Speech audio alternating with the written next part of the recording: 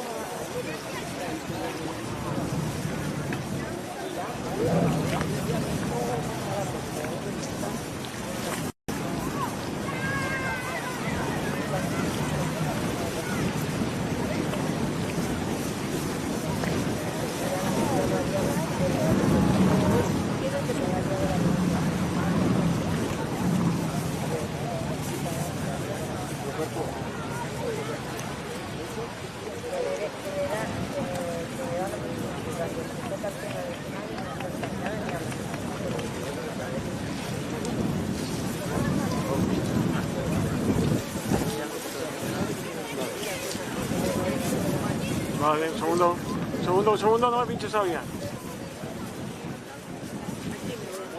Vale.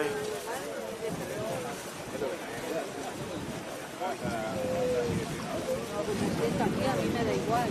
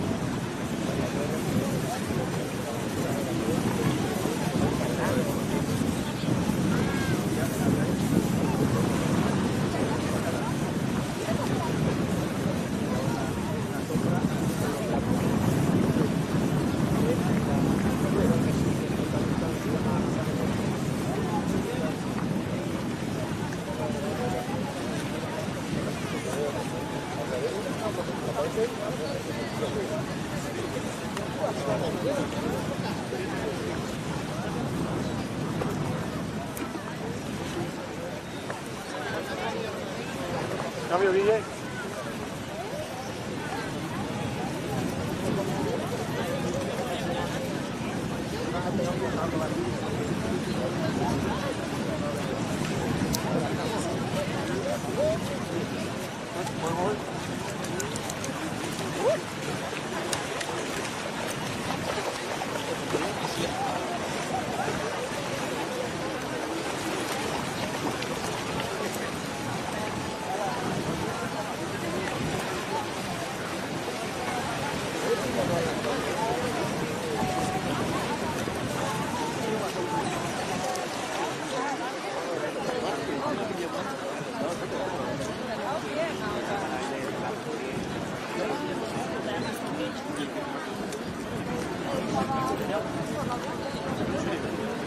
Está despejado, pero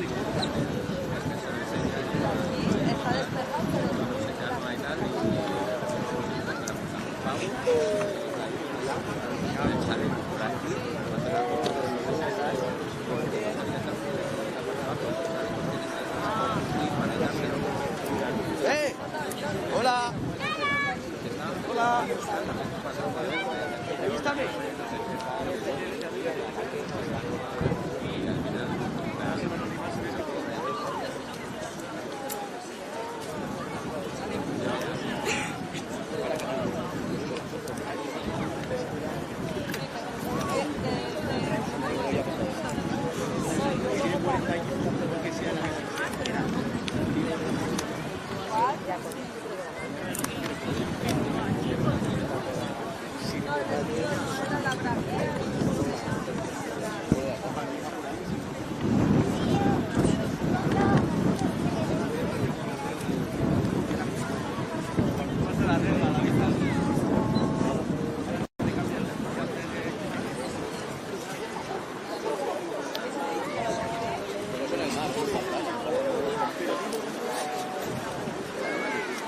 ¿Estás viendo, Guille?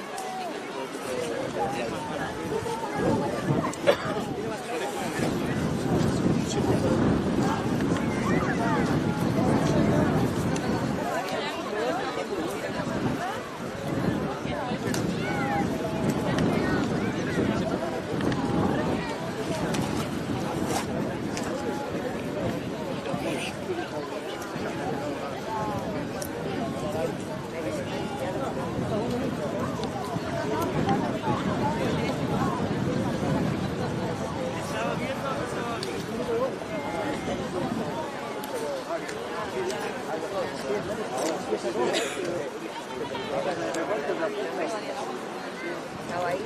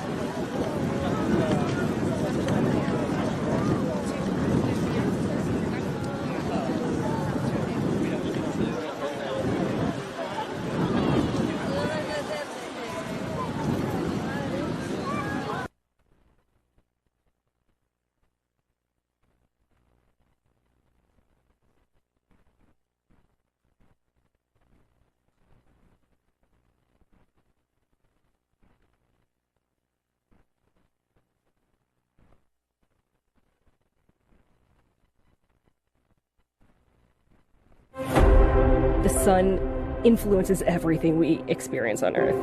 Earth is so perfectly positioned to experience this. Totality hits. This amazing phenomenon that is so rare throughout the universe. This is a great time to learn more about our own star and how it affects our daily lives. Instant chills. I burst into tears. There's no other feeling like it. It's insane. Everybody should be watching.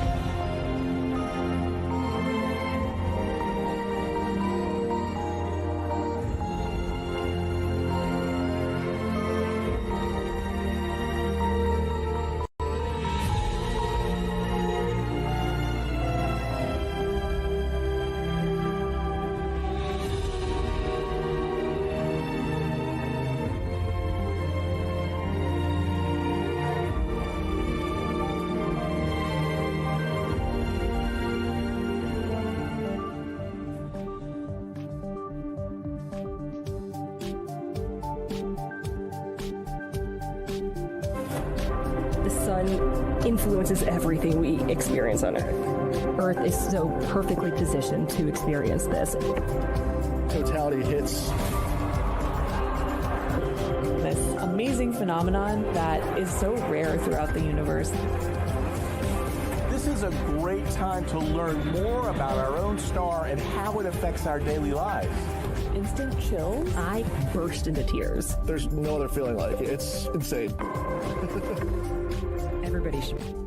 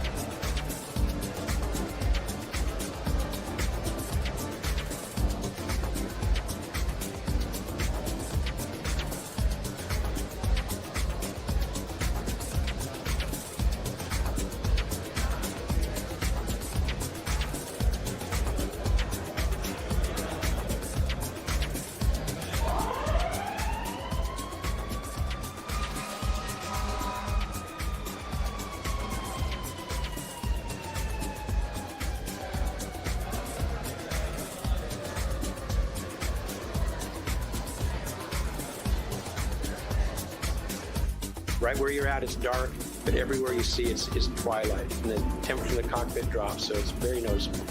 As the eclipse unfolds, the pilot keeps the aircraft on course, while the sensor operator fine-tunes the cameras, capturing every second of data.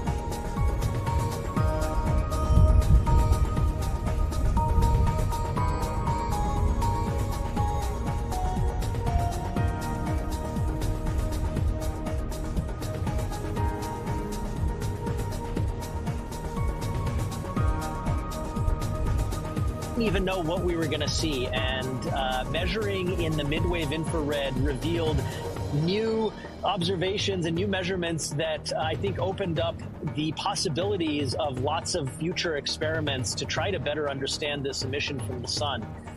In 2024, we flew an upgraded instrument, the same one that's flying this year.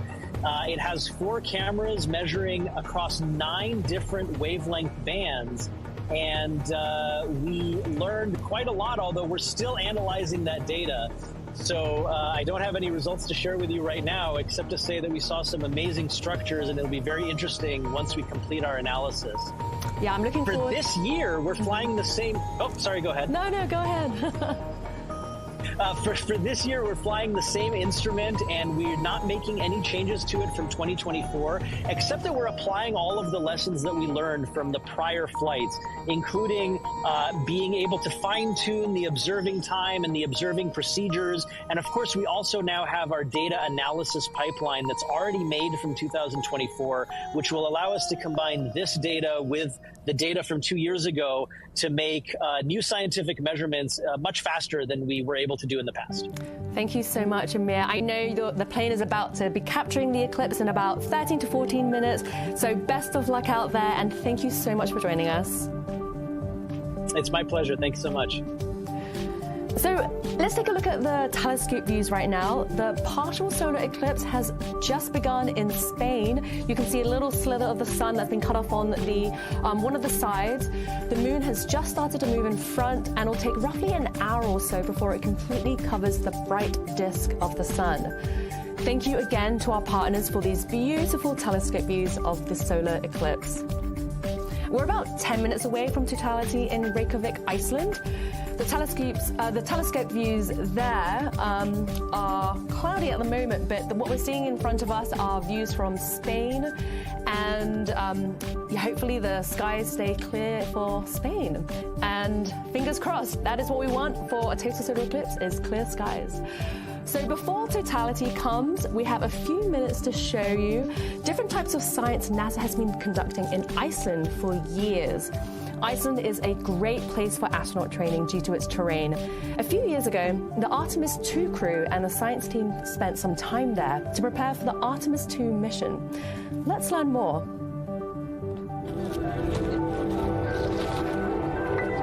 Iceland is a really wonderful place. It's a great place of interest for geologists, but it's also a wonderful analog. On Artemis, we'll visit the lunar South Pole, we'll make observations from orbit, and we have a whole new set of science questions that we hope that Artemis astronauts will help us answer for the Moon and Mars, which are, of course, planetary bodies we're really excited about for human spaceflight.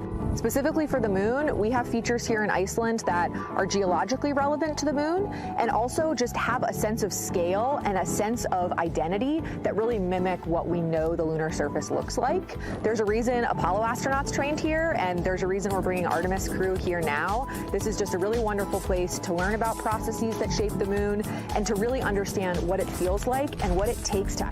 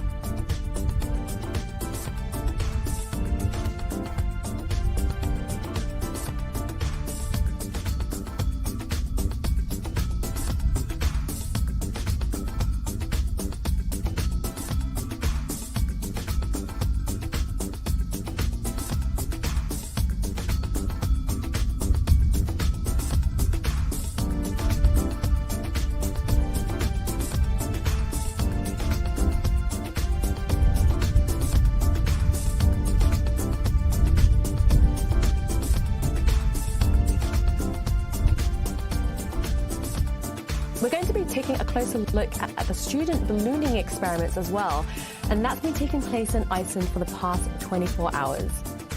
But now we're going to be chatting with Marie Henderson, who is the Artemis II Lunar Science Deputy Lead. She has experience training in Iceland and has a key role in the Artemis II lunar flyby data collection. Marie, thank you so much for joining us. Thank you so much for having me today. So during the Artemis II mission, the astronauts were lucky enough to see a total solar eclipse from space. Not to be corny, but that's what I call sun and moon joy. Was that something that was planned from your side?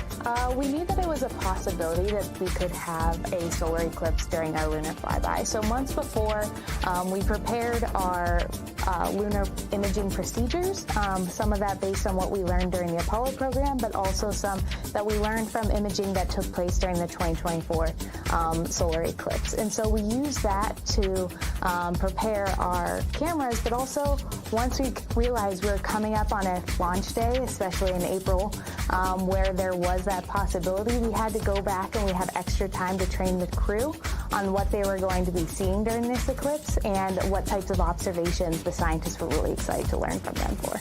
Wow, what a lucky alignment of stars. Yeah. Is seeing an eclipse from space any different from Earth? Did they see different things, and did they have to wear eclipse glasses? Yes, the crew did have to wear eclipse glasses, and so we got those manifested, as you can see on your screen, for them to have to make safe observations. One of the large differences between what the crew saw as they went around the moon and from here on Earth is we looked at an eclipse through Earth's atmosphere. And so they didn't have to look through an atmosphere as they were going around around the moon. So they're able to see the full extent of that corona, as well as the zodiacal light in the solar system. And how long was the eclipse up there? It's about 53 minutes long. So wow. They got a much longer chance to look at that eclipse. Wow, what an opportunity. What was the day like for you in the SUR? It was a very exciting day. This was not something that we really knew exactly how it would be. And so we had just had a beautiful lunar flyby of the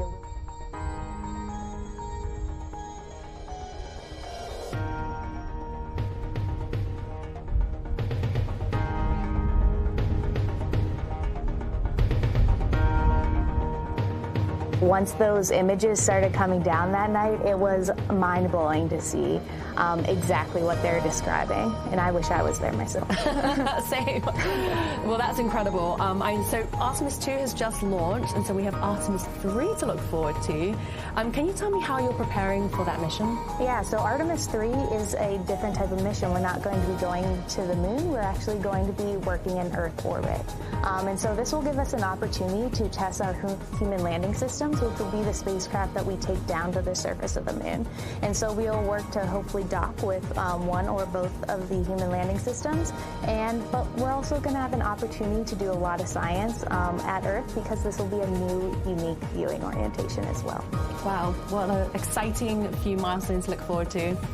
Well, Marie, thank you so much for joining us today. Thank you so much for having me. So if you've just joined us, take a look at these maps that we're showing you right now that's showing the path of the moon's shadow. You can see that it's close to reaching Iceland. We're about 5 minutes away from totality in Reykjavik. And over in Spain, you can see that we have about 45 minutes left until totality reaches them. So these are views from Villabado in Spain that we're seeing right now.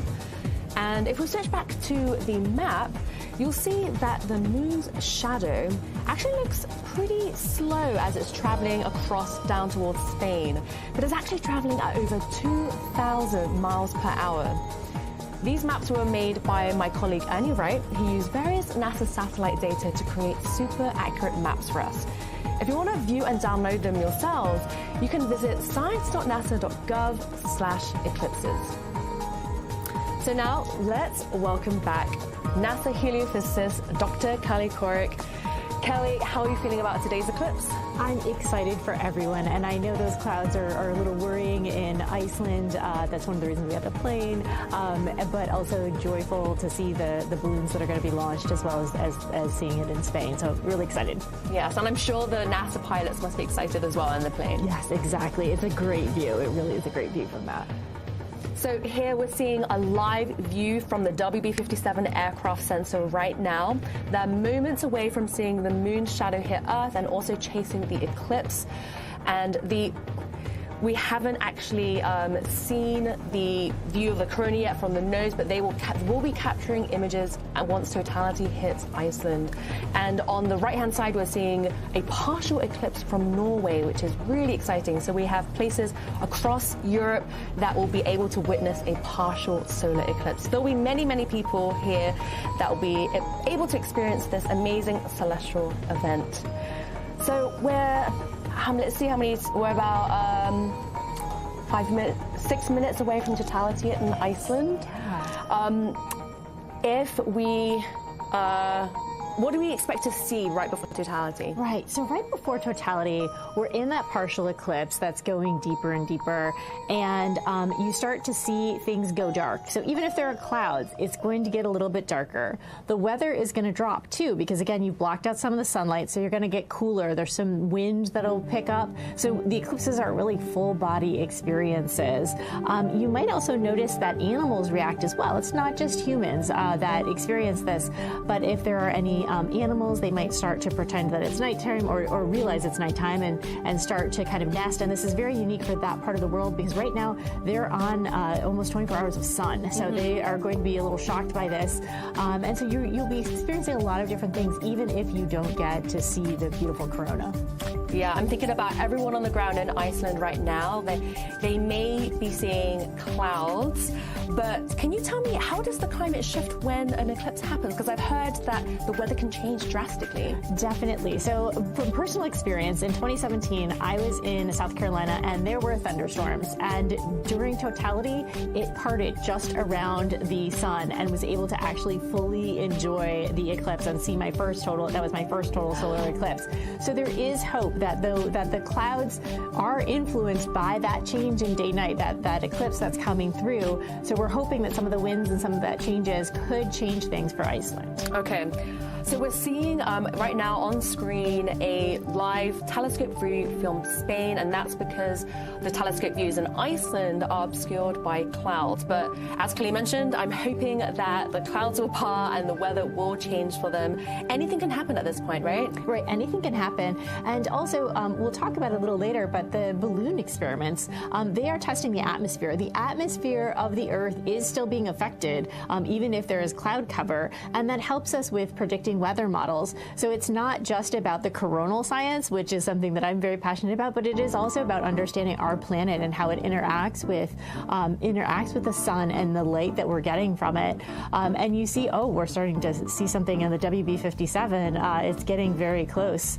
They were zooming in there, so that's Okay, wow. Okay, so everyone who's watching right now, the right-hand box, you will see the live views from the WB57 aircraft. That's where the NASA pilots are chasing the eclipse from the skies. So Kelly, can you tell me what are the benefits of observing the eclipse from up there? From observing up there at 50,000 feet, wow, okay, so I look at these are great. 50,000 feet, you're able to get above all the clouds. So they're above all the clouds, and we're able to, again, allow it to overtake us, so they get a few more seconds of totality. You saw that beautiful pink filament on the sun. That is something that Amir talked about, is that filament, that material that comes off the sun that can actually create space weather and affect our power grids here on Earth. It can affect our GPS. So if you ever use your maps to get anywhere, that's something that we need to understand and be able to predict. It also affects our astronauts, our dear astronauts, so making sure that they're okay. So those things are really important to study, and one of the reasons why we have the WB57. It's a little hard to see, but in the words on the right-hand side, you see that pink filament now on the WB57 feed, which is on the right-hand side. And so you can see it in the NVIS area, now kind of right in the center.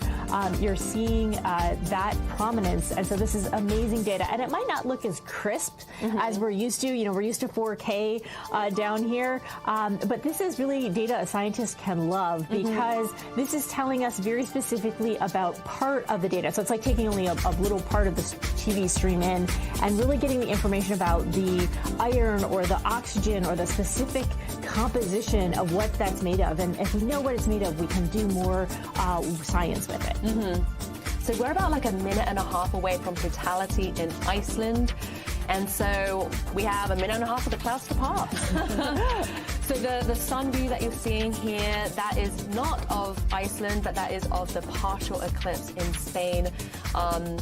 Iceland is still being covered with clouds, but totality will hit them in about just a minute or so. And luckily, our airplane, the WB57 aircraft, they're going to be getting clear views of the eclipse from the skies. So we're going to be seeing what the camera on the nose of the plane will be seeing in roughly 1 minute, which is so exciting for them. So exciting, yes, definitely. And you are starting to see some of the what would be a diamond ring effect. So those little pink things that you're seeing, this is happens when light passes through the valleys of the moon. So you don't have a perfect circle in the moon. It has those craters, and there's that diamond ring effect. Oh, wow. So, yeah, so just absolutely beautiful. And that's when you still should have your glasses on. And when that ends, that's when we're able to do it. And I want to comment, this is an experiment, right? And so this is part of the reason why we're seeing kind of the arrows or the crosshairs go in and out. We are real time. This is real time live. How science happens is that we are trying to make sure to make adjustments and make sure we're getting an image. Wow. Yeah. So we are 7 seconds down to totality in Iceland.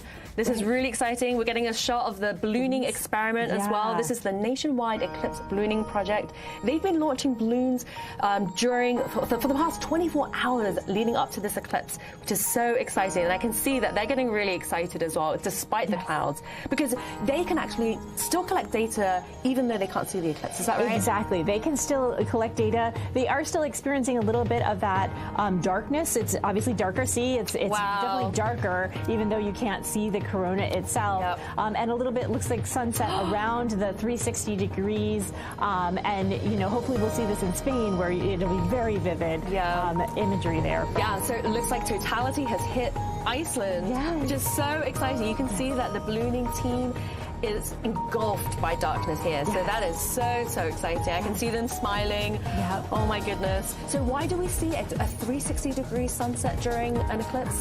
Because there is light on either side. It's just simply blocking out in that specific shadow. So it's like the sun has gone down just in that one location, but you know the rest of the earth is still illuminated. So you still have oh wow, that is images of the sky and the airplane. We are seeing the airplane. Wow, so we have experiments happening in the air and on the ground in Iceland, which is so exciting. Wow. So, and then what we're seeing now is the partial eclipse happening in Norway. They will just be experiencing a partial, but in Iceland, they are experiencing totality right now. We have experiments, balloons capturing data in the skies, and also a plane capturing data in the skies as well. We do. And it's really interesting looking at the sun. There are some features, those lines that you see, the dark lines, those are magnetic features, and those again are the exciting things we want to know about for space weather, and so to better understand that. So the sun has given us some very interesting things to look at, and those experiments will really help us. Yeah, and so this is why eclipse observations and eclipse chasing is so critical, because even though they happen often and even though we know exactly when they're going to happen, you never know when the weather will just obscure your view. So we want to take every opportunity we can to get observations. Definitely. So, okay, so if you were in Iceland and you were either seeing clouds or you were able to see the eclipse, please share your experience with us. We want to know what you experienced on the ground. Please tag @NASA wherever you're watching. So we have a lot of questions coming in here from social media. So Kelly, shall we dig into those questions? Yes, let's dig in. Alrighty, so we have Bo on Facebook and they ask, are we really going to lose gravity during the eclipse? No. We are not. Okay. Gravity, really, the stuff that sticks us to the Earth's mass has not changed because of this eclipse, and so we're going to stay grounded on this Earth. Okay, noted. Gravity will not change. Okay, so we have another question from X, and they ask, how much can we actually learn about the sun during just a few minutes of totality compared to years of normal observations? It's really about having all of the observations, right? We definitely need that totality because the moon just happens to fit so perfectly over the surface of the sun that we can see from that surface outward for that space weather, whereas some of our instruments aren't quite that close in. So we need to knit them together and use both the couple of minutes from the eclipse as well as the years of observations from our NASA satellites. Okay. Well, I'm glad that we have both ways of getting observations. Exactly. So we have another question here from Elinu on YouTube, and they ask, why does the weather change in a solar eclipse? That's a good question, and I think that's something still trying to be understood. But if you imagine you've stopped heating something up temporarily, so things sink, right? When things get cold, they tend to sink, and so the air is moving, and there starts to create winds. And when you create winds, you start to cool things down. So the weather changes due to just turning on and off the light alone, because the sun is so important to us in actually regulating our weather. Wow. Okay, so we have another question here from Frank Perez on X, and they ask, for sending teams to do research in the path of totality, how do you balance the crew training value of Iceland's terrain against the statistical odds of clearer skies in Spain? And we definitely addressed both, right? There are great things to do with the atmospheric work, especially in the Arctic areas, for the balloons that we sent to Iceland. And then we have teams in Spain also doing that.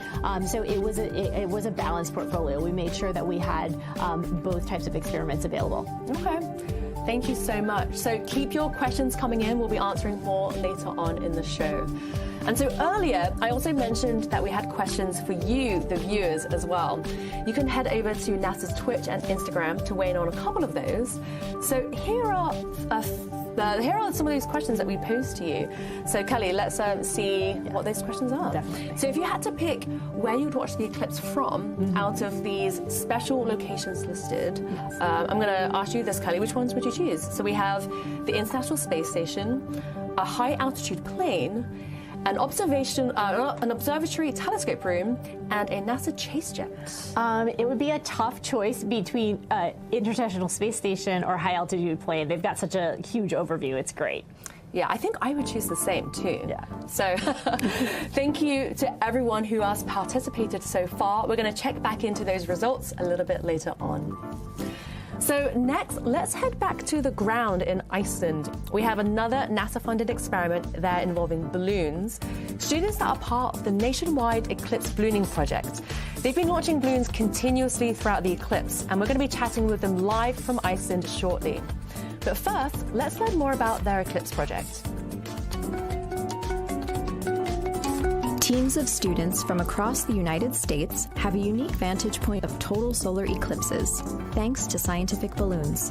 The Nationwide Eclipse Ballooning Project is a NASA mission-like adventure in collecting data from balloons that go high up into the atmosphere. Started in 2014, the project engages college students and high schoolers in one of two distinct paths. One is the engineering track that has mostly engineering students that get to tinker on different payloads. And the other track is an atmospheric science track where they'll actually be launching weather sensors to study the impact of the eclipse. Atmospheric science teams launch helium-filled weather balloons, the same as those used by the National Weather Service, every hour for hours before and after an eclipse. Engineering teams fly larger balloons laden with cameras and experiments they build themselves 100,000 feet up into the stratosphere. From there, they study a variety of things such as incoming cosmic radiation and ozone levels, as well as offering dramatic views of the moon's shadow on our planet. The project is really a unique one in that it's both an education, but also doing amazing science that's both about the eclipse itself and also the atmospheric response of the eclipse. Student balloon teams made a historic first during the 2019 eclipse. They measured eclipse-driven atmospheric gravity waves in Earth's stratosphere, or large ripples in the air caused by the temporary cooling due to the drop in sunlight. What excites me the most about this project is thinking about the experiences that the students have that they'll remember forever.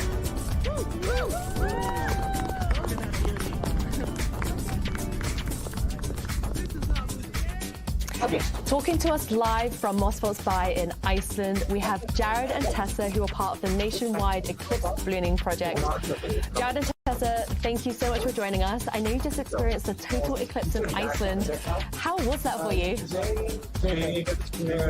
It was awesome. I mean, it's definitely cloudy here, which is a shame, but we saw the lights dim. It was almost as if you were indoors and it was just, you were dimming the lights. It was almost instant, which is, I've never been in the path of totality before, so I've never seen anything like that. So it was really amazing. Yeah, the winds totally stopped. It was windy and then it just stopped. The birds, we had birds flying over us all day and then they just disappeared. So it was a little eerie, kind of creepy. Wow. That's amazing. I'm so glad that you could experience that, even though, you had cloudy skies. So tell me more about what you've been doing. I see you've got balloons launching in the background. What are you measuring with the balloons in Iceland? So we have balloons that are measuring a lot of different things like temperature, pressure, humidity, wind direction, and speed. And this is supposed to gather the atmospheric changes during the eclipse. So normally during the day, air rises until it hits less dense air, and this is called the boundary layer. But during nighttime, when the sun is down, this air stops, and it's called boundary layer collapse. So that's exactly the same thing that happens during the eclipse, and we're using these radiosondes to measure the atmospheric changes, the boundary layer collapse, and then the recovery. And we're in Iceland not just because it's in the path of totality, but also its northern latitude and its shorter nights make a completely different boundary layer. So it's been a really cool opportunity to be able to study that under the eclipse under this unique conditions. So you're both college students right now. How long have you been part of the project, and what made you want to join the project? Yeah, so we started this project at the beginning of June. So we've been working with our teams, respective teams, Tessa at the University of Kentucky, and then my team made up of students from across Idaho. And we've been meeting once a week, doing balloon launches, preparing, and really what got me into it was my ballooning club that we have at the University of Idaho, and we all just, we love the science, we love the teamwork, the team building, and so it's been a lot of fun. That's great. And so do you have any tips for students who are thinking about joining? Yeah, so my biggest tip would be to get involved. That was how I learned about this project, was through my club. The professor came to us and was like, hey, there's this really cool opportunity, and so you guys should put an application in. And then also just, what if you have internship opportunities and you see those, just put an application in. You never know what opportunity you could get. And then also, I would say, if you have a class that you're really interested in, just talk to the professor, see if they need any help on the research, because it really gives you a good opportunity to apply your classroom knowledge to real life scenarios, which you don't usually get in the classroom.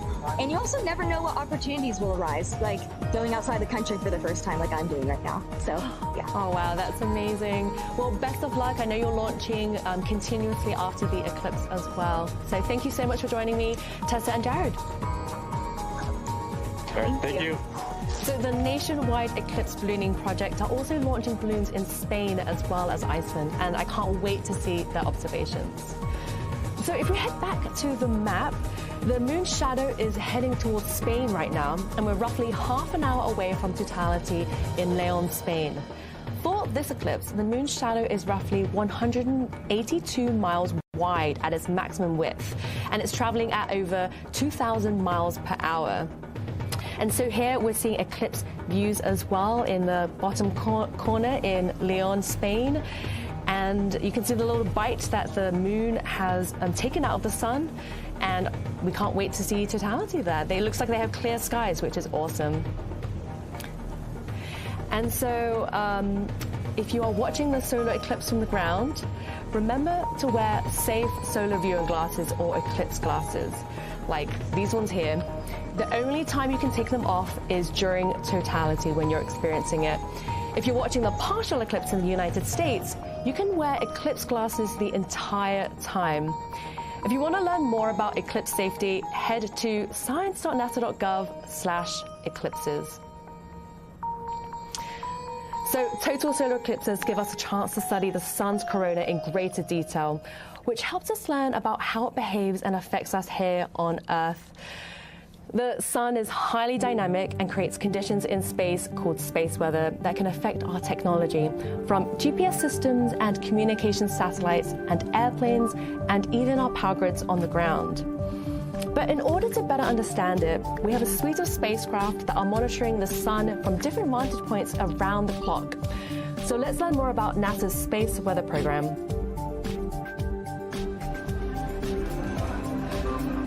Across our planet, billions of people depend on the invisible networks that connect us to space. Every day, those networks are at the mercy of our temperamental sun and the space weather that it unleashes across our solar system. That's why NASA's space weather program tracks solar storms from the moment they erupt, modeling their paths, anticipating their impacts, and leading the research that the world's industries rely on. NASA's space weather research and modeling is driven by the needs of society and enables critical decision-making that equips pilots to reroute around high radiation areas, farmers to adjust GPS-based precision planting and harvesting plans, and power grid operators to mitigate the impacts of potential surges. For those exploring other worlds, NASA provides 24/7 space weather monitoring for Artemis crews at the Moon and future Mars astronauts who may be exposed to dangerous levels of radiation during solar storms. Whether you're a pilot or a passenger, a farmer or a consumer, a power grid operator or energy customer, a satellite controller or GPS user, space weather impacts us all.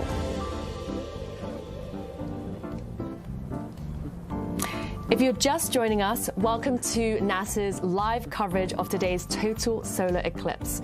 We're roughly about 25 minutes away from hopefully seeing the first instance of totality in Spain. So stay tuned for that exciting moment. And so joining me in the studio now is one of NASA's space weather analysts, Karina Alden. Karina, thank you so much for joining me. Thanks for having me. So your role involves monitoring the sun in real time. Can you talk a little bit about what you do? Yes, of course. So what we do is we basically observe, model, analyze, and then we document it. And so what we're observing is usually those coronal mass ejections, or as I lovingly like to call them, sun burps. And we're measuring those, seeing where they go, and then we're modeling them to see what NASA missions or possible planets they impact. And then from there, we're documenting it and notifying NASA missions about potential impacts. And so we just learned a little bit about NASA's space weather program. How does monitoring space weather affect the everyday person? Yeah, so most of the time the everyday person is going to see it in terms of northern lights, but what we do also see is some of that impact to the GPS as you're navigating. Sometimes it'll be a little wonky and you don't really know why, but that could possibly be due to some solar storming happening. And then we may also see some impacts to agricultural folks who are using tractor precision farming. And so back in 2024, we saw these huge solar storms. Can you tell us how that storm affected Earth and if we had to mitigate any of those effects? Yes, so along with NOAA's Space Weather Prediction Center, we did have to do some mitigation, but honestly, my favorite part was seeing the northern lights. And so 2024 is when I first got to see the northern lights. I saw them in August. And then you're seeing a picture that I took on my phone where we saw them here in Maryland, which was absolutely incredible. And you can see a picture of the team that I work with, the Moon to Mars Space Weather Analysis Office, along with some of the HelioComms folks, where we got to see it down here in Maryland, which is absolutely incredible. Amazing. And so I know that you're also part of the team that monitored space weather 24/7 during the Artemis II mission when we flew astronauts around the moon. What was that experience like? Surreal. I mean, it's very odd to be staring safely at the sun via satellite imagery, but not see it in person for an extended period of time, because I was working the overnights, but it was incredible, and I loved seeing the solar eclipse from space. I think if I were to do it, I'd want to be one of those astronauts. Absolutely. Well, thank you so much for joining us, Karina. Thank you. So next, let's hear from NASA Administrator Jared Isaacman and Head of NASA Science, Nikki Fox. My colleague Jasmine Hopkins caught up with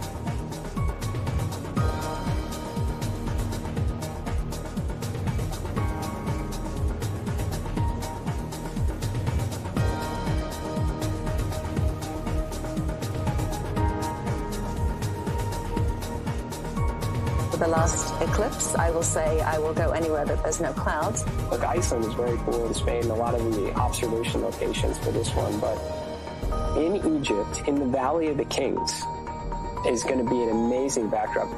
And that is going to be the longest total solar eclipse of the 21st century. It is over 6 minutes. To stand in somewhere ancient is particularly moving. What's the one thing you want people to walk away understanding about why studying eclipses matters? I think these kind of magical events, I would very much describe that eclipse as a magical event. Maybe it creates a spark, and who knows how many people around the world look up, imagine what's possible, and then grow up and start contributing in this great adventure that we're on. Remember that Einstein confirmed his theory of relativity using an eclipse. Eclipses are very powerful. You see stars, you see constellations, you see planets that you don't normally see. It kind of reminds you of our place in the universe. Why do we still care so much about the sun? Is there anything new we can learn about it? There's always new stuff to learn about the sun. It is our star, but it's the only star we know right now that has the responsibility for maintaining life on a planet. And as we sort of continue to try and answer the question of, are we alone in the universe? Understanding our relationship with our sun is so important, and eclipses give us that opportunity to do that. It is honestly the only time that we can really observe some of the phenomena, particularly down low in the chromosphere, really looking at how the corona turns into the solar wind. It bathes all of the planets, but we live in the atmosphere of the sun. So when you get these big events, they can cause havoc for technology here, and of course, our prime thing, keeping our astronauts safe in space. So understanding our sun is more critical today than ever. Thank you both so much for being here today. Really appreciate it. Thank you. Thank you to our NASA Administrator, Jared Isaacman, and Head of NASA Science, Nikki Fox. Let's head back to Ernie right now, who is going to dive into our eclipse maps and where the eclipse is heading next. Thanks, Joy. It's so exciting for me to watch this eclipse progress. I mean, we can predict these, but you really can't anticipate how you feel about them until you see them. So I'm standing in front of the eclipse map, and just to recap, this red stripe is the path of totality. Those are all the locations that can experience totality. You're seeing the partial shadow emerge from northern Siberia. It has already crossed Alaska. It's over Canada and the northern United States right now. And that little oval is the umbra where totality is actually taking place. It has just passed by Iceland, and although it was cloudy there, people got to experience the secondary effects of an eclipse where you get the darkening and the brightness along the horizon. And it will very soon be over northern Spain, where we expect more than 15 million people will be watching the eclipse. Toward the end of it, partial eclipse in Western Africa. So this is a close-up view. Reykjavik is here. They unfortunately had clouds, but the WB-57 was flying just above that, and they were there because that's kind of the spot that if you're on the center line, you get the longest eclipse of 2 minutes, 18 seconds today. And we're just a few minutes away from seeing totality pass over Spain less than an hour before sunset. That should produce some really beautiful photographs, especially for folks on the beach watching this over the mountains to the west. This is an unusual eclipse. It's kind of weird. And one reason for that is where the total eclipse starts. This is the Timir Peninsula in northern Siberia. And because they're so far north, that eclipse starts at midnight. They are well above the Arctic Circle, so the sun is up 24 hours a day. And then the other kind of odd thing about it is this north-south path. Most eclipse paths, most totality paths are west to east. But this one, because it's so close to the pole and because of the orientation of the Earth and the fact that it's a descending node eclipse, it's starting in the north and going to the south and then suddenly making this left turn into Spain. So we're looking forward to seeing that total eclipse in Spain where the weather looks great. Back to you, Joy. Thank you so much, Annie. So we're about 15 minutes away from totality in Spain. The view we're seeing here is from Leon, Spain. And I want to say thank you again to our partners, Time and Date, Southern Illinois University, and Exploratorium for providing these stunning telescope views of the solar eclipse. This is really, really exciting. They have 15 minutes left until the sun is completely obscured. Luckily, Earth is not the only place you can experience a total solar eclipse. Our astronauts on the International Space Station have witnessed several solar eclipses from this very unique vantage point. So let's learn more from my colleague Abby Unterante, who caught up with the astronauts on the space station a few days ago. Hi, Jessica and Anil. It is so great to talk with you from the International Space Station. You see Earth and the solar system from a unique perspective every single day. Thank you so much for joining this long-distance call to talk about this moment. We're so happy to share this with you. We study the sun and its influence on Earth and throughout the solar system through a field called heliophysics. What is the benefit of studying the sun from up there in low Earth orbit? One of the big things is that there is a lot of particles that are around Earth, and those particles can be affected by coronal mass ejections. And those ejections can energize the particles and affect things that are in space. And the things that we care about in space are satellites. And those satellites give us communication. They give us internet. And so there's even a future where we have data centers in space and we're using the sun's energy to power things like artificial intelligence and things like that. And so we need to understand how that's going to be affected by the sun. If you could pick anyone, who would you want to watch an eclipse with? And would you rather watch it from Earth or from space? This one for me just reminds me of one of my mentors from graduate school, Jerry Koyman, and he and his wife, they are eclipse chasers. So I think if I could share it with one very special person, somebody that played such a role in inspiring me and helping fuel my scientific curiosity and helping me be a successful scientist, it would be to watch that with Jerry, and it would be to watch it from up here, because I know he has never seen one from the International Space Station. I was going to say something similar. I would love to watch it with my kids because it was such a unique experience for me. When it happened, the animals, the birds got quiet, it got dark, it almost felt cooler, and I think they would really love it. And Bill, I know you just arrived. Is there anything that you've seen out of the cupola or the wharf that surprised you since you've arrived? Here's the most surprising thing. On the launch, you have a chance to look out of the window of the spacecraft as it's docking with Space Station. And when I looked out the right window, I saw this bright, shining thing, the International Space Station. I knew it should be there in space, and we were tracking it, and a lot of people did all the math and engineering to get us there, but it just was something that was just hard to comprehend at the same time and utterly beautiful. It's this merger between art and science. The best part about that moment was we were all inside the space station, very anxiously awaiting Anil and Pyotr and Anya's arrival, and we could hear the communications coming from the Soyuz. The Soyuz was, of course, talking to the ground. All of a sudden, we heard Anil's voice, and he said, "I see it! I see the space station!" It just made everybody smile and made everybody so happy, because we remembered that moment for ourselves when you see it for the first time, and it doesn't even look real. It looks like a little computer animation or something, and it's so small, and then it just gets bigger and bigger and bigger, and then suddenly it becomes your new home. Thank you so much. It has just been a pleasure to speak with you both. We really appreciate you taking the time. Thank you, Abby. It's been wonderful speaking with everyone today. So keep looking up and we'll be waving at you.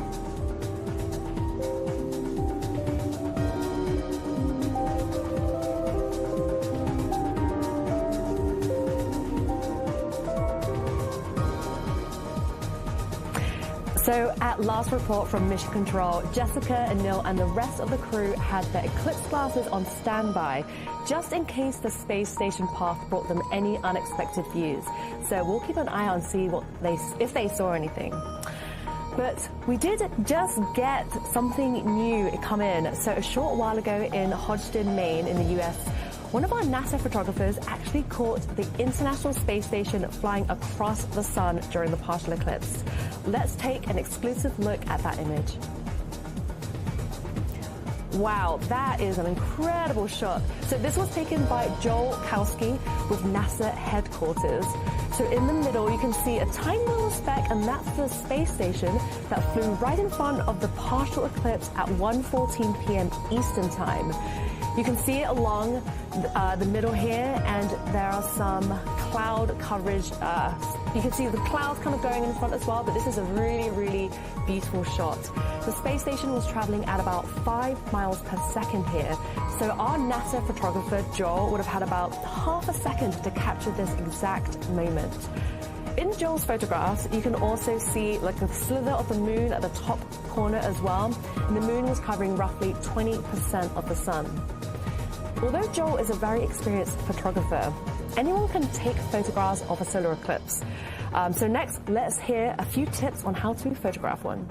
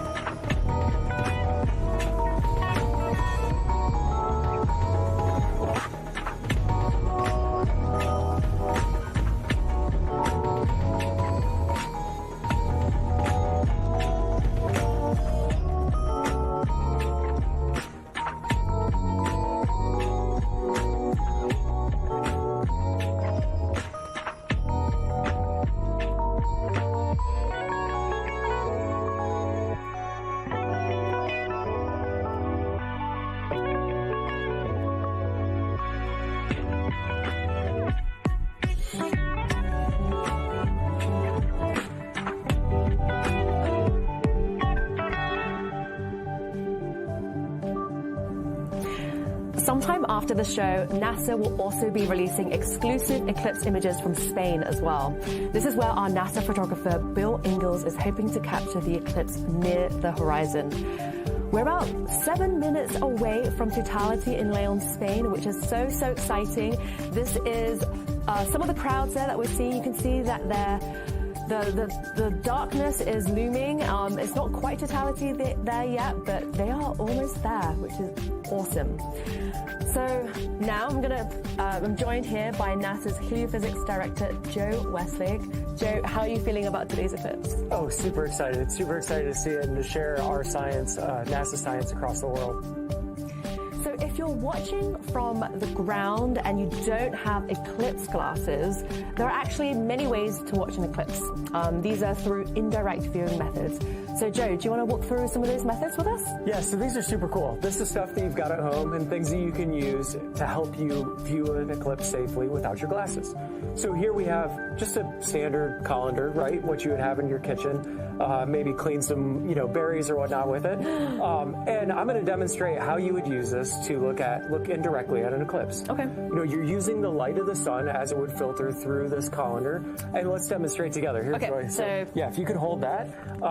Do you need a piece of paper? You don't need a piece of paper. Okay. You can just have it on the ground, something light that you could see. Okay. I've got a flashlight that's sort of demonstrating what an eclipse would look like. It's got a little piece of foam there that'll show. So let's shine our light. Let's do our sun, and then show it as it would hit this colander. And what you can see there is these nice little crescent moon shapes, which are showing the eclipse on our example paper here. So that would usually be a bunch of circles, like if you took this out during regular daylight.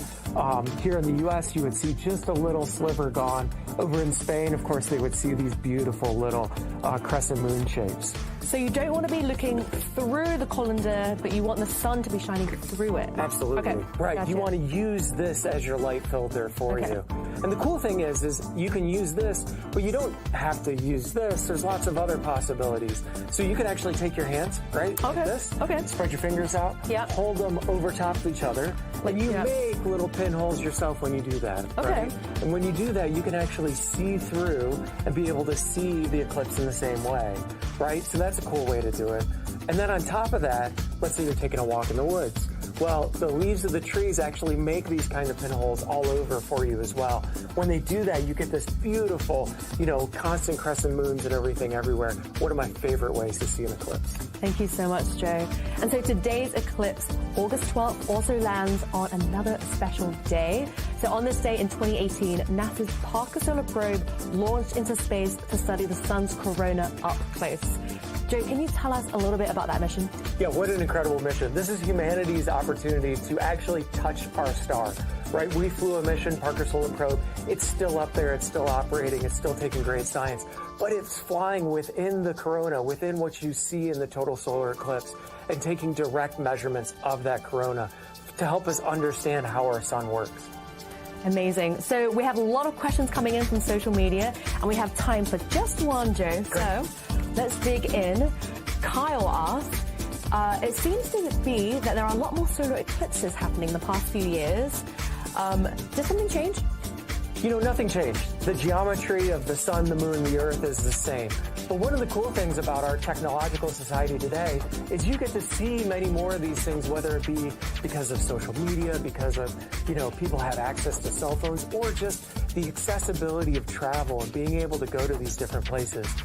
I'm personally really glad that people are hearing more and more about eclipses because it brings the greatness of NASA science home to all of you. Thank you so much, Joe, for doing this demonstration and for being with us here today. Thank you so much, Joy. So now let's head back to the eclipse map where we're going to see the eclipse in real time. So as you can see in the bottom part of this video, the moon's shadow is just about to reach Spain. We're about 3 minutes out from totality hitting Spain.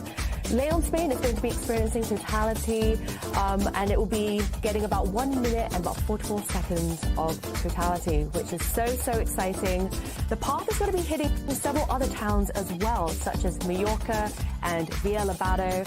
And the view that we're seeing right now is of Leon, Spain. And even though totality hasn't occurred yet, you can see a tiny little prominence, on the one side. Okay, so remember to be safe when watching a solar eclipse.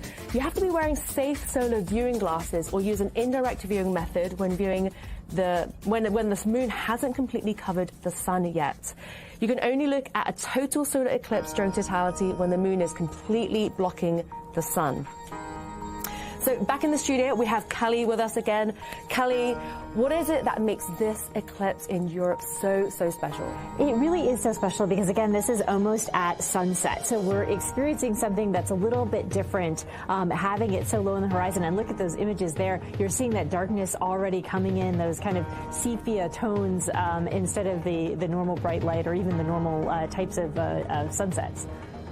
Wow, so we are 2 minutes away from totality in Spain. You can see the crowds in the bottom corner there, and this is the sun's view. Oh my goodness, so 2 minutes until totality, and we have a sliver of the sun left. This is just amazing. It's so beautiful. And like you're saying, there is that prominence there that we already see. So these are things that are very interesting and, again, can erupt in the space weather that we were talking about earlier. So this is a great view. And even with this, it's not complete darkness. That little bit of sun still lights it up so that we can see the crowd. Wow. So we're about a minute and a half away. What should people expect to see moments before totality hits? So what they should see is what we call the diamond ring effect, or the Bailey's bead. So these will be really bright lights, and it's from the last bits of sun coming through the moon's valleys. So that will come through, and we'll see that, and you still need your eclipse glasses or an indirect viewing method at that point in time. But then once that's done and you're in the path of totality, it's time to remove those glasses and see the corona with your own eyes. Wow. And if you're on the ground, what other sensations will you be feeling? It will definitely be getting colder. There might be a wind. You could, again, change in animal behavior, any wildlife that's around you, and really the sense of awe, as well as the 360-degree sunset all around the horizon. So just a few things to look for. Wow, this is a stunning view. We have just a sliver left, and this is the moon covering the sun's disk. And when totality occurs, that slither will disappear. We're about 30 seconds away now from totality in Spain. If you're on the ground and you have clear skies, we are so happy for you. Definitely. Wow. It's just beautiful, and again, probably feeling so much excitement, and sometimes you even feel a little fear, like I think was mentioned earlier, they felt it was eerie almost. It's an eerie light. It's not something that we're used to in the human experience, but here it goes. It's we're getting close to those Bailey's beads, or the diamond ring effect, so those should be coming very shortly. Wow. All right, totality is almost there. The slither is about to disappear. Oh, okay. The little diamond ring. Wow. Yeah. All right. Totality has hit Spain. Yes. Oh my goodness. Lovely view. What is the red mark that we're seeing on the image right now of the sun? So the red mark is that filament. So it's a bunch of very hot material that has been hanging above the sun and just kind of hanging out there based on the magnetic fields of the sun that keeps it kind of in a little magnetic cage. Oh, look at that. That's a really nice view of the corona. You're seeing things that look like streaks coming out of us, and those are streamers. So that's the basis of the solar wind that we are bathed in constantly. The sun is constantly outflowing material, and so that's that constant stream. And then you see what could become a big chunk at some point in time in the pink filaments that you see there. Wow. So we see that coming off of the sun. So this is the sun's corona. Are those streaks that you just mentioned, are they coming towards Earth as well? They are coming towards Earth. So they fill the entire solar system, or the heliosphere, which is actually all that the sun encompasses with that solar wind. So it's the entire solar system, so it definitely hits us here on Earth. Wow. And this is absolutely beautiful. Again, you're seeing a prominence also on both sides, really, and maybe even one up on the other corner. Oh, wow, yeah. So there's lots of, even though the sun is supposed to be towards a minimum of activity, which meaning you should see less of this, we're seeing more of it. And this is one of the important reasons why to keep studying these eclipses, is to see what is actually happening on our sun. When we think we know what's going on, it seems to change it up a little. And what is it about these features that are so important to study? It's important to study what they're made out of. Oh, and now we're back to the diamond ring. So we're coming back out of it already. It was always... Oh, wow. Yes, it happens so quickly. And once you see one, you definitely want to go back and see some more. Wow. So totality has ended. Yes. In Villa Lobado, Spain.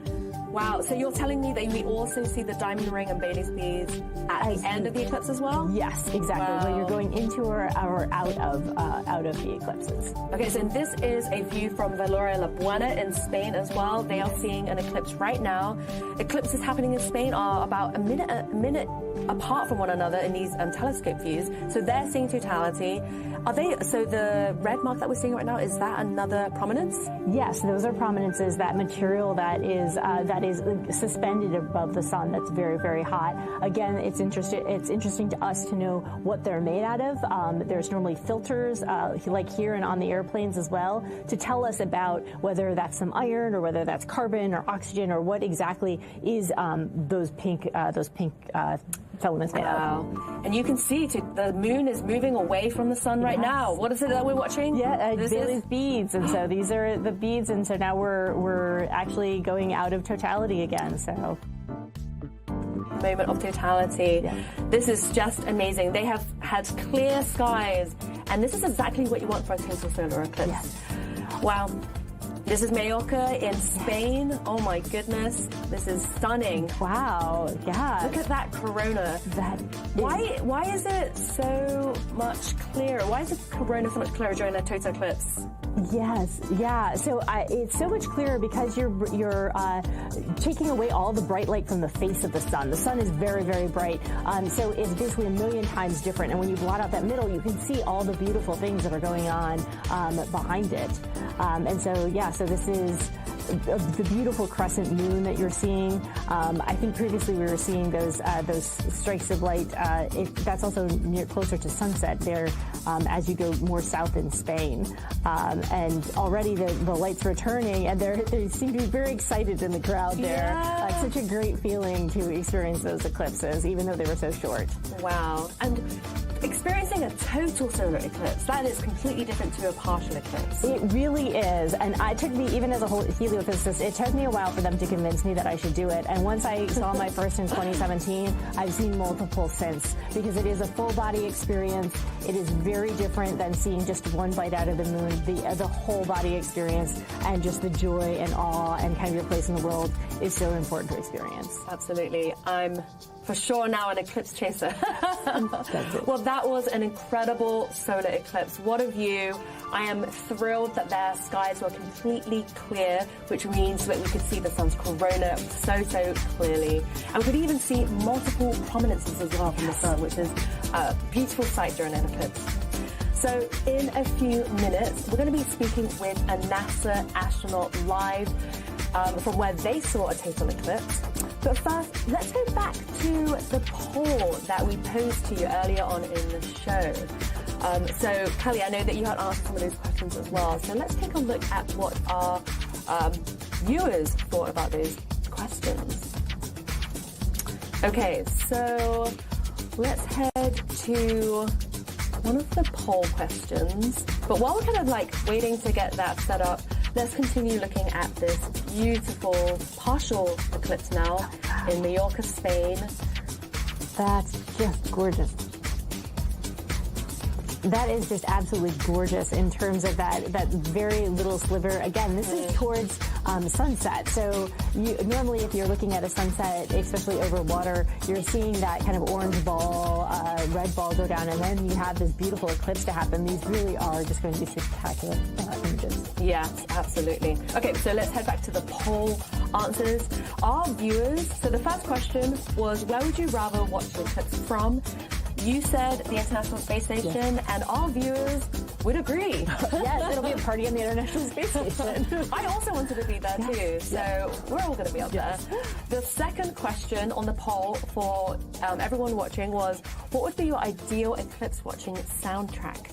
And the options were cosmic lo-fi beats, dramatic space opera music, chill acoustic sky watching vibes, or just the sounds of nature and the crowds. And the winner was cosmic lo-fi beats. Oh, all right. Yeah, that's a good soundtrack. I can see that. Yeah.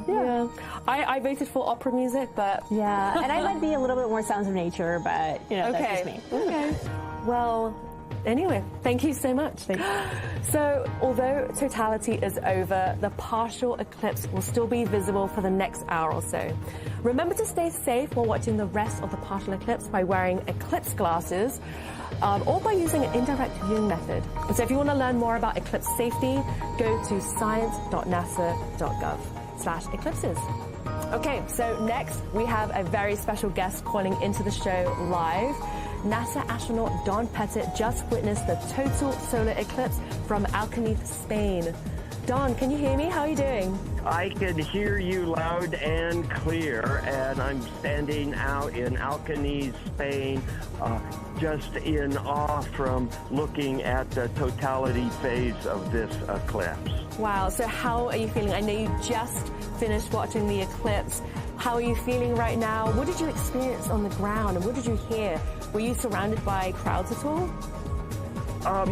The sky is exceptionally clear, and there's hundreds of people here, and that's part of the eclipse. It's not being off by yourself, it's being with a group of people, the people that live in Alcaniz, the group of people that I'm here with, and experiencing this amazing celestial event all together.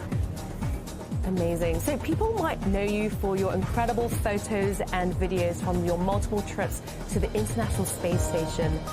Did you take any photos during this eclipse, or did you put your camera down for this one? Oh, no, what I do is the same thing for launches. You set a camera up on automatic, and you get whatever you get from the camera, and then you stand back and you watch the launch, or you watch the total eclipse. They're both kind of in the same category in that they only last a couple minutes in terms of what you could see, and it's better to view them through your own two eyes than through the viewfinder on a camera. Okay, good tip from a NASA astronaut. So how did the experience watching this from the ground compare to watching an eclipse from space, which I know you've done a few times? I've had the opportunity to see 2 solar eclipses from space, and in space you look at the shadow projected on Earth. You don't look at the sun itself, and the shadow has all the detail that the classic astronomers from hundreds of years ago predicted. You see the umbra, you see the penumbra, you see the shadow moving over Earth, and it's a vantage point from space that you can't see from Earth. Wow. So lucky. And I know you've seen a lot of other beautiful phenomena in space, like the aurora and air glow. What is it that makes watching a total eclipse special for you? It's the whole package that comes with a total eclipse. It's the shadow phenomena that happens around you. It's looking at the corona around the sun. It's experiencing the reaction of all the people you're watching it with. So it's a human emotional event as well as much physics and natural phenomenology as you want to add to the mix. Wow. Well, thank you so much, John. Any parting words? Just get out and watch an eclipse, whether it's a total eclipse or a partial eclipse. They happen. Lunar eclipses happen. Get out and look up at the sky and think about what's going on and smile. Thank you so much for joining us live from Spain. We're so grateful you could the solar eclipse experience with us. You all take care. Wow, Kelly, it's amazing to hear someone as passionate and knowledgeable as John. Yes, it really is. That he's seen so much and he still is so passionate about the eclipse here on Earth. It just really tells you have to see this thing. Absolutely. So if you're looking to catch the next total eclipse, you're in luck because we have a few special ones coming up. Kelly, can you run through them with us? Yes. So next year, there is going to be an eclipse that happens in part of Spain, throughout the northern Africa, through the Middle East. And that's going to be the eclipse of the century, the longest one of the century. So it's 6 minutes and 28 seconds. That's going to be a very long one. And then in 28, we're going to have the eclipse over Australia and New Zealand. So these are going to be great scientific experiments as well as amazing experiences to experience on the ground. Amazing. And what about the United States? The United States, well, the next one where we'll have totality is 2044 in Montana and North Dakota, and then 2045. So it's going to be a while before we go California through Florida across the entire continent. Amazing. So if you want to learn more about solar eclipses and NASA science, you can head to science.nasa.gov/eclipses. So Kelly, thank you so much for joining us in the studio today and answering all of our questions from our viewers. I also want to thank our guests who joined us in the studio and on the ground as well, and especially to our telescope partners and everyone who looked up with us here today. And so I think we may have some eclipse pictures from the International Space Station. I'm going to see if we can grab them now for you. If you can't, we'll be releasing them shortly after the eclipse. We're going to be posting them online soon after the eclipse, but yes, we're happy that the space station astronauts were able to see the eclipse from space. So we have something else exciting happening in just a few weeks.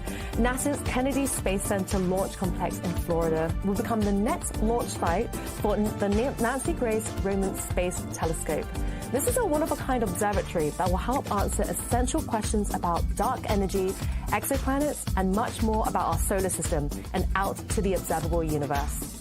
The launch is currently no earlier than Sunday, August 30th. We're so excited for you to join us next time as we follow another historic mission in space exploration. Every discovery begins with a new way of seeing.